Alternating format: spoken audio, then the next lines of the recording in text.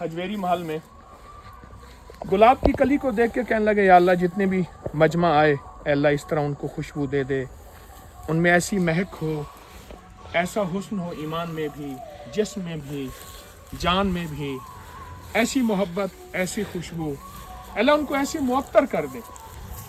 ये अमरूद लगे हुए हैं साथ और ये गुलाब लगा हुआ है। सुभान अल्लाह, सुभान अल्लाह। हर आने वाला हजवेरी महल में अल्हम्दुलिल्लाह तैयारियां मुकम्मल हैं और इसी तरह अल्लाह उनको फल फूल लगा दे। अब देखें, ये अमरूद का फल है, ये फल है, ये फूल है।